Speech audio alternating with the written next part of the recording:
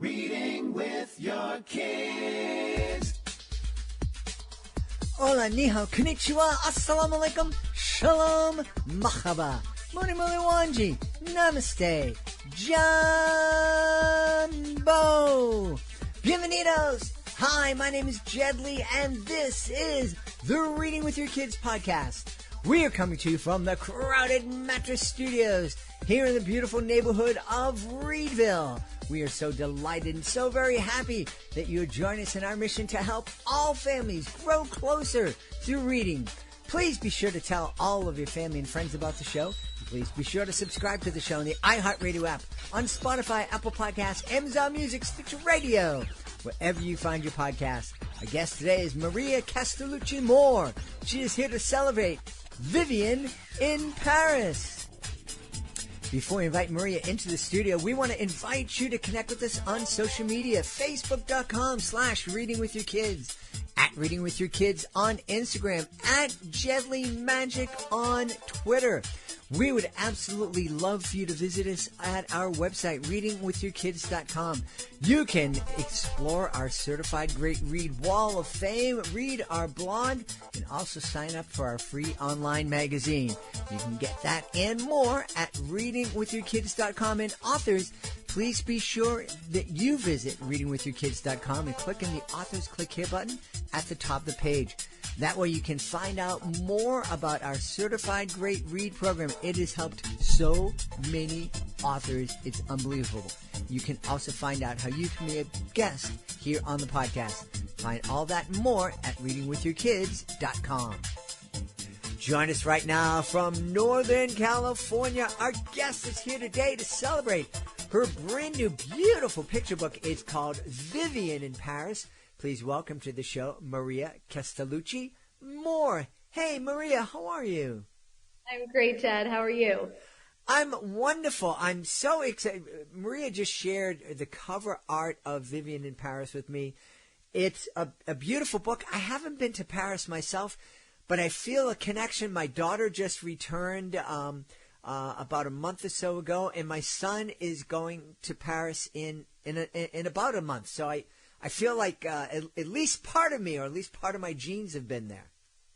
Absolutely. It is an amazing city. I highly, highly recommend you going to explore this gorgeous place. I got engaged in Paris.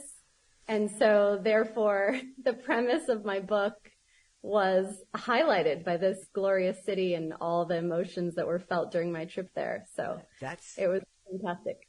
Well, I don't know what it feels like to propose to somebody or be proposed to in Paris, but I do know one of our adopted sons proposed to his fiancée, soon to be bride, in front of the Eiffel Tower about a year ago, and we have that picture on our refrigerator, and it seems so magical. So I can kind of relate to what you went through. I love it. I love it. Well, the Eiffel Tower is iconic. What a beautiful place, and amazing memory for your family. So mine was in the Luxembourg Gardens.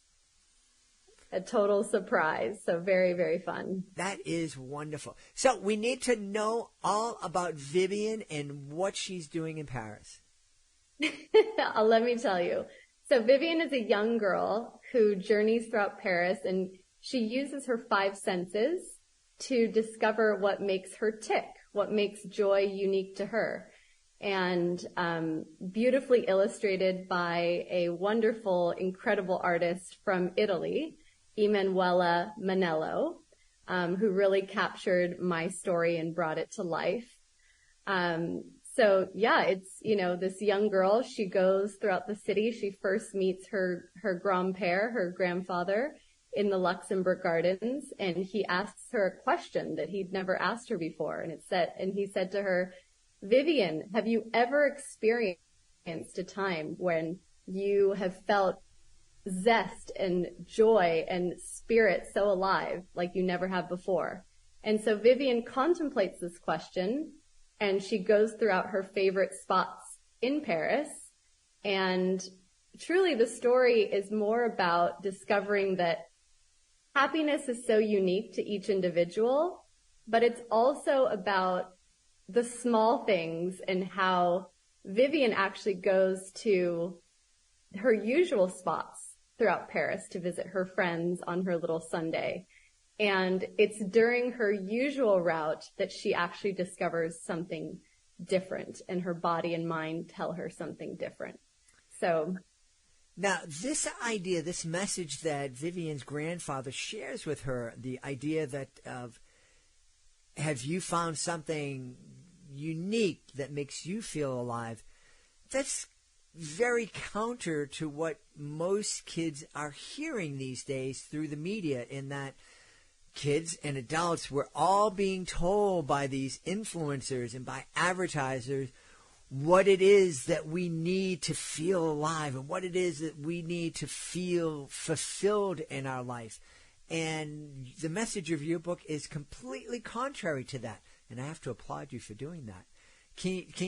Is that something that you kind of address intentionally? You know, the book, thank you for asking that question, actually. That's a very unique question. I'm glad you picked up on that kind of subliminal message in the book. But, you know, I think there are several themes throughout this book. Family, I have a very, very tight-knit Italian family. My parents are from Italy, and I'm first generation here in America.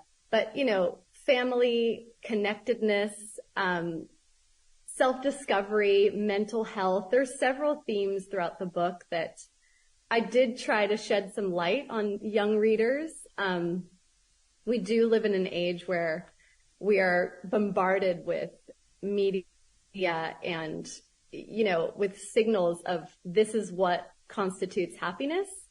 And, you know, through my own journey of self-discovery, I really learned the counter to that, whereas happiness is so unique to each individual.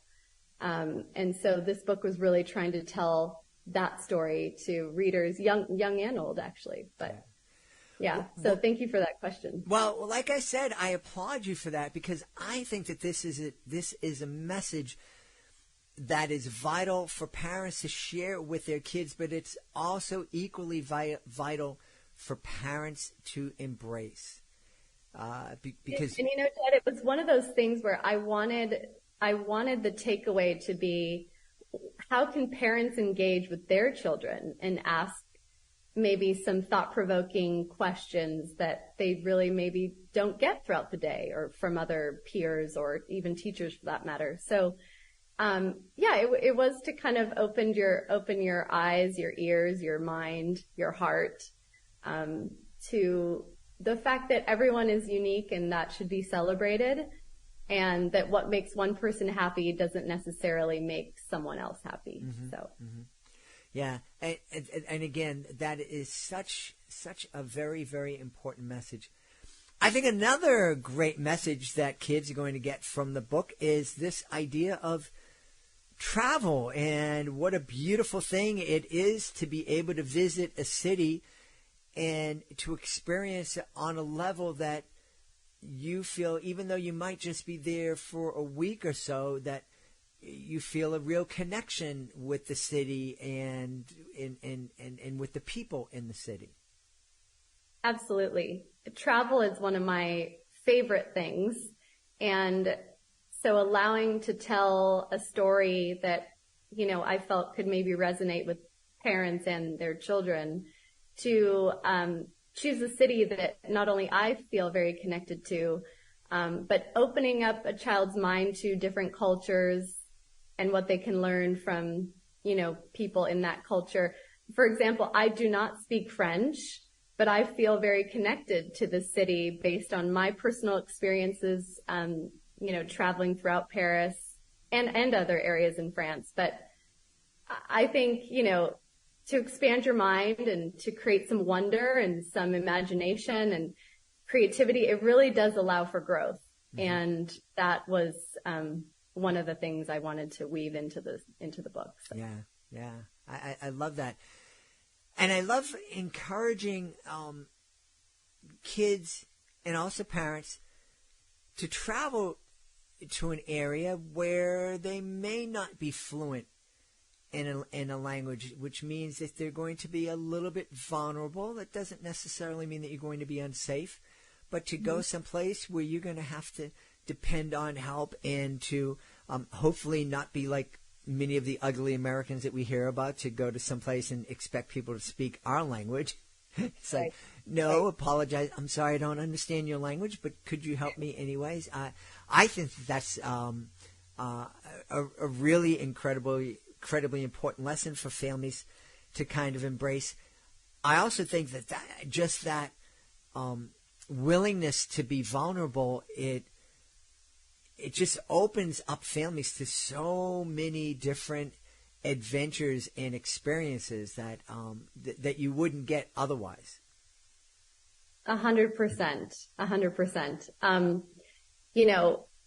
Travel really can open your mind. It can allow for your imagination to go places maybe it wouldn't otherwise.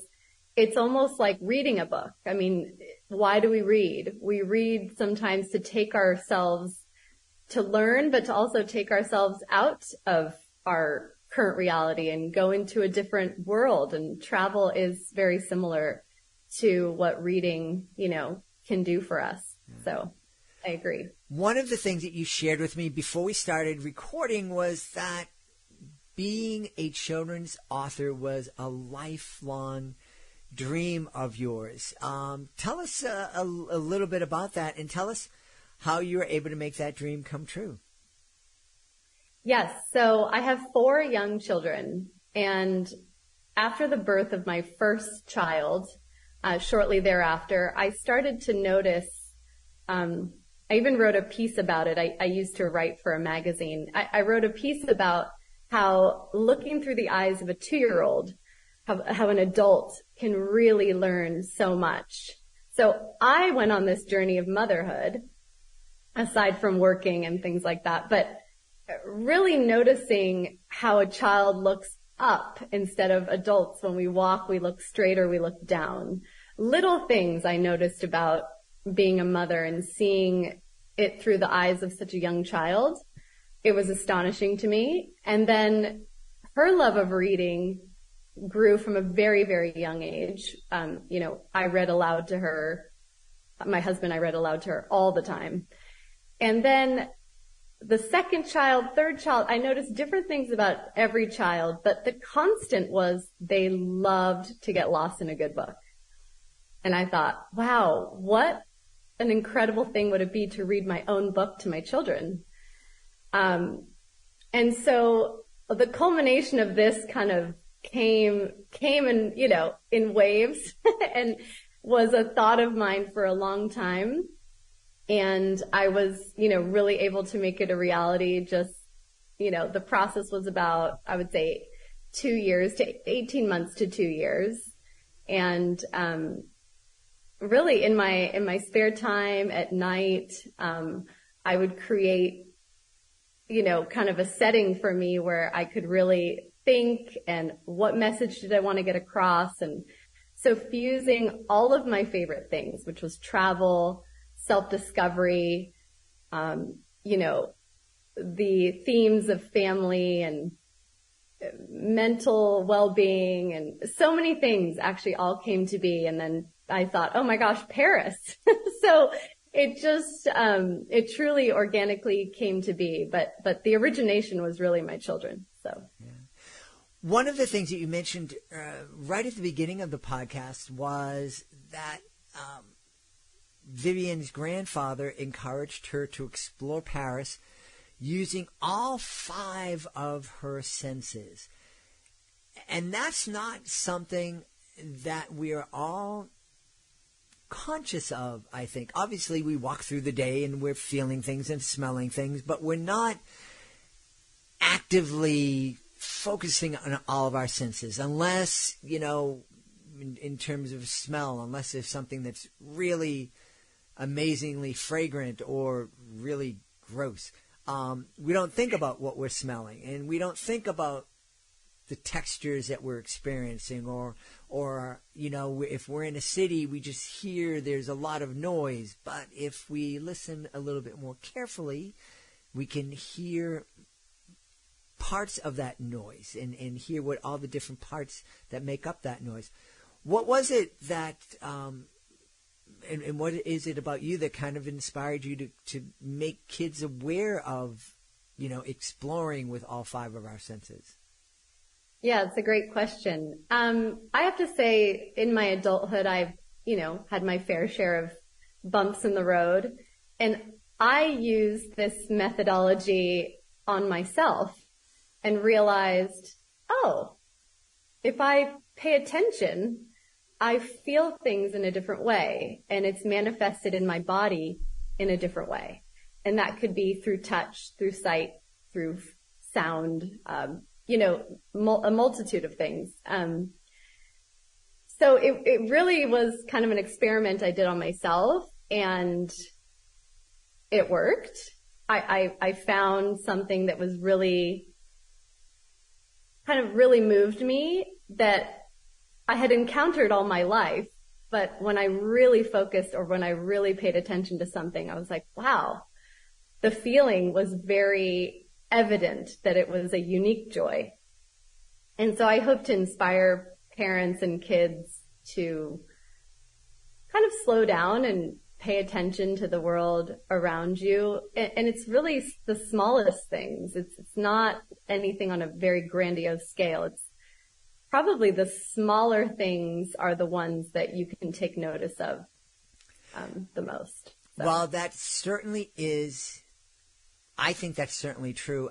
I just had this flashback of one of our trips with our kids to Disney a couple of decades ago, and being there and trying to do all the big things at the theme park. And my kids were very young at the time, and I know I think we went 3 days in a row, and on day 3 my son was just so tired and miserable, and I was very frustrated. And I said to my wife, we're not going anywhere tomorrow. We're just going to sit at the hotel.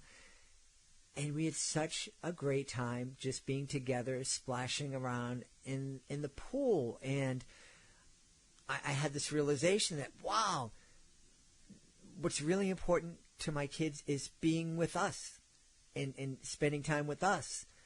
And then I also realized, man, I could have saved an awful lot of money if I had learned that. That's the truth. Yes. I'm aware of the Disneyland fees. Yes. What a great realization. I mean, you kind of take that with you and you take it home with you. And again, you were probably traveling. I'm assuming you didn't live right there. So, that was probably just a great memory for you and your family. And I think that can be implemented at home. Sure. And that's kind of what Vivienne in Paris is about, is that she goes on her usual route throughout the city. But on this particular Sunday, she takes notice of what her heart and her mind are telling her. And I think, it's a great message. And just like you experienced on your trip, Jed, it's, you come home and say, less is more, Yeah, absolutely. Yeah. Mm-hmm. So I know that, we are recording this in mid-April. The book is going to be out, and about 13 days from now, people are going to be first able to listen to this right after the book was released. So I know you have a lot of this experience still to come. But you've already experienced a lot of what it's like to be a children's author, and the marketing and the promotion and getting things together. Have you been able to experience this dream come true for you with all 5 of your senses? That's an awesome question. Not yet, but I'm looking forward to. It's been an awesome experience to share this with my family, with my friends, with my community. And, I will, I'm doing my first reading at our local library, actually on my release day on May 2nd. And I think it'll be surreal, actually, for me to read my book to a captive audience and experience like smiles or laughter or maybe some interesting questions afterwards. And so I'm really looking forward to that full body discovery also. Yeah. Thank you. And just in case anybody is concerned, the captive audience, they're going to be captivated by the story and the experience. They're not going to be children that are locked up, so you don't have to worry about that. That's children will be there of their own free will. Tell me, so now that this dream has come true, you've written your first book, it's going to be released just a few days from now. You're going to have that debut at the library, which will be wonderful. Have you caught that children's author bug? Will there be more books coming from you in the future? I absolutely have caught the bug. This has been such a fulfilling and rewarding journey for me. Yes, there are definitely more to come. I will be writing one book for each one of my children in a different city, in a different country. So I look forward to exploring new cultures and, it'll be the same premise of Vivienne in Paris, but it will be a different protagonist in a different city with different things to explore. So awesome. Well, I know people are going to want to know. They're going to want to know, well, what cities are next? And I'm guessing that the best way for them to find out is to visit your website and be connected with you to find out more about Vivienne in Paris and the new books that will be coming from you in the future. Yes, absolutely. I'm at mariacastalucciMooreauthor.com. So there's my website where you can get all the updates and you can purchase the book. It's available pre-sale right now, actually, and on Amazon as well, and Barnes & Noble, I believe. So it'd be great. I'd love to answer any questions or, follow my journey, and I look forward to inspiring everyone that is ready to be inspired. That's awesome. We've had a really fun time speaking to the author of Vivienne in Paris, brand new picture book from our guest, Maria Castalucci Moore. Hey, Maria, thanks so much for being with us. Thank you, Jed. I appreciate it so much. Please be sure to join us for the next episode of the Reading with Your Kids podcast. Katrina Moore will be our guest. We hope you'll be here with her. I want to thank the folks who made today's show so wonderful. Of course, we want to start by thanking our guest, Maria Castalucci Moore. Please be sure to check out Vivienne in Paris. I also want to thank my team, Fatima Khan, Rory Grady, Jordan Saley, Will Cheever, Stephanie Davila, Cassandra Masonet. I want to thank my beautiful wife for all the support she gives me. Most of all, we all want to thank you. Thank you so much for taking the time to join us today. And as always, thank you so very much for taking the time to make the world a better place by reading with your kids. I'll be looking for you in the next edition of the Reading with Your Kids podcast.